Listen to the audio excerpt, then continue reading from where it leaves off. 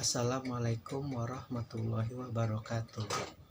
Auzubillahi minasyaitonirrajim. Bismillahirrahmanirrahim. Wa ma adraka mal lailatul qadr.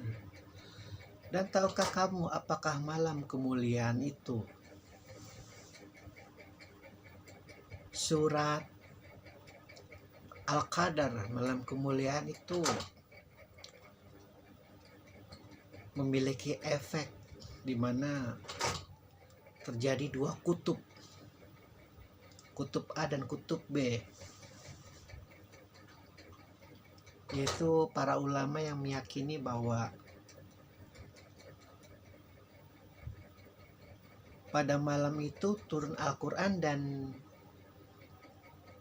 sekali saja seumur alam semesta dia turun, karena memang begitu mulianya Al-Quran, begitu agungnya Al-Quran,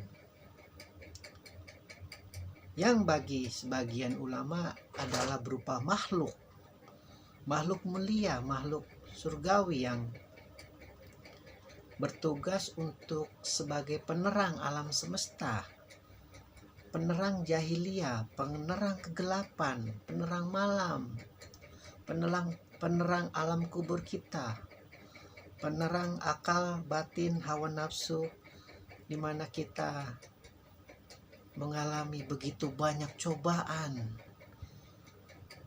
yang dikomandani oleh iblis laknatullah sama pasukannya, yang jika tidak kita mendapat perlindungan dari Allah, jika tidak mendapat pertolongan dari Al-Quran, yang jika tidak ada Al-Quran yang berjalan, Rasulullah Shallallahu Alaihi Wasallam, para sahabat yang berusaha segenap tenaga berjuang bersama beliau, tetes-tetes air mata keluarganya, kita mustahil bisa memenangi perperangan, karena memang begitu banyak kelemahan pada diri manusia, begitu banyak kealpaan pada diri manusia, begitu banyak penyakit hati, penyakit logika alam pikiran, apalagi yang namanya hawa nafsu, kubangan-kubangan lumpur kita. Sebagian ulama meyakini bahwa kita lepas dulu Al-Quran sebagai makhluk ya, karena tidak semua ulama sepakat Al-Quran sebagai makhluk. Ada ulama yang tetap berpendapat Al-Quran bukan makhluk. Makhluk di sini benar-benar makhluk.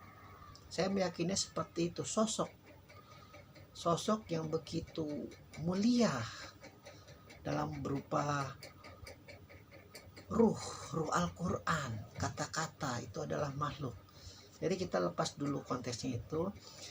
Di sini ulama berbeda paham lagi bahwa Al-Quran itu turun hanya satu kali selama umur alam semesta, dan ada sebagian lagi yang berpendapat Al-Quran akan turun setiap di bulan Ramadan, dan waktunya adalah kita yang beruntung akan mendapatkan malam itu. Begitu.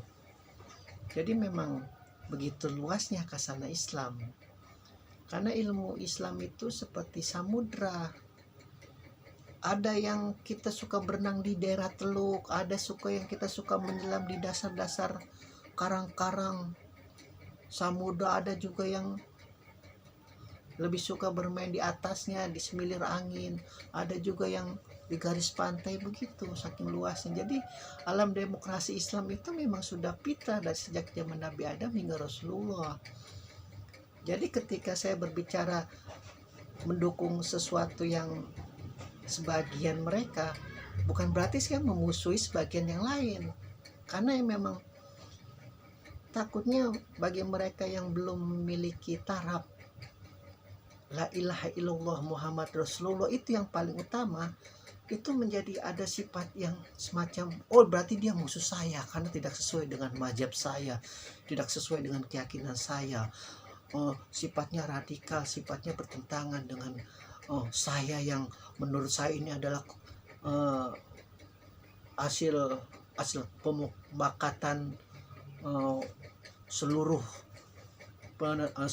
umat muslim. Oh tidak, Di masa Rasulullah begitu banyak cendekiawan-cendekiawan yang bertanya kepada Rasulullah, ketika kalian tidak mendapat jawaban setelah aku, larilah ke Al-Quran.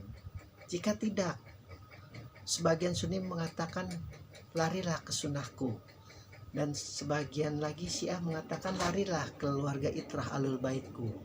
Begitu. Jadi memang begitu demokrasinya Islam. Bahkan musuh utama beliau Abu Sufyan pun dimaafkan, menjadi pelopor bagi sebagian umat Islam yang lain, yaitu kaum Sunni yang hingga detik ini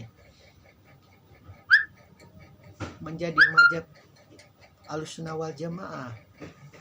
Begitu. Jadi, dan tahukah kamu apakah malam kemuliaan itu? Jadi malam kemuliaan itu sebagian ulama mengatakan itu hanya sekali, tidak mungkin lagi ruh yang suci Al-Quran itu akan turun. Dia langsung lari ke Lauh Mahfuz, lari langsung ke Arsy Allah. Tapi ada sebagian lagi tidak, karena dia turun pas di bulan Ramadan. Insya Allah dia akan turun, dan kita bagi mereka yang beruntung terus berusaha bertadarus agar kita bertemu di malam itu, yang di ayat berikutnya menilai sama dengan kita melakukan ibadah selama 1000 bulan. Karena memang karena kita tidak mau dibilang pembonceng aliran Kamaria, aliran Masehinya umat Nasrani, pun sama seperti halnya kita menyembah dulu menghadap ke Bethlehem. Jadi emang kita serba salah zaman itu. Kita mengikuti fitrah langit, dicela. Oh ya udah, kata Allah, pindah ke Ka'bah. Begitu juga kita mengikuti penanggalan sistem Masehi. Oh tidak, kita punya cara sendiri, ikuti bulan. Pun alhamdulillah umat Islam itu memiliki kecerdasan, memiliki intelektual, memiliki daya nalar pikir, dan apa ya istilahnya, di dalam diri itu ilmu laduni yang mudah menyerap ilmu pengetahuan, karena cahaya Allah, cahaya Al-Quran, cahaya Rasulullah itu merasuk ke dalam para ilmuwan dari umat Islam. Jadi kita meninggalkan, tidak memakai istilah tahun Masehi, kita menanggalkan istilah tahun Hijriyah dengan berlandaskan kode perputaran bulan. Jadi memang tak ada yang sekontroversial surat Al-Qadar. Pada detik ini kita menelaah tentang ayat suci Al-Quran, karena memang seperti dibelah umat Islam, khususnya para ulamanya, berbeda keyakinannya. Pun pada dasarnya kita memang sedang berlomba-lomba dalam kebaikan. Ingat sekali lagi, karena godaan iblis laknatullah itu begitu halus, yang harusnya biasa-biasa saja jadi dianggap jadi luar biasa. Jadi seolah-olah kalau tidak sama dengan kita kafir, sementara musuh kita yang sejati itu adalah 3 seperti yang kita terangkan, manusia yang berbeda paham kebenaran dengan kita. Di dalam diri kita ada musuh yang harus kita taklukkan, dan musuh yang paling sejati yang memproklamirkan bendera perang sampai akhir zaman, yaitu iblis laknatullah. Begitu. Jadi sangat disayangkan kita jika berperang dengan saudara sendiri, dengan saudara seiman. Kita berperang dengan kaum kafir tanpa ada alasan saja itu sudah salah. Apalagi kita berperang kepada saudara kita sendiri, dan tanpa alasan itu jauh lebih salah. Kalah menang kita sama saja, yang kita dapat adalah kehinaan, kerugian. Maka Imam Ali senantiasa berkata, selama kalian la ilaha illallah Muhammad Rasulullah, haram tanganku untuk berperang dengan kalian. Begitu. Alhamdulillahirabbil alamin. Ar-Rahmanir Rahim.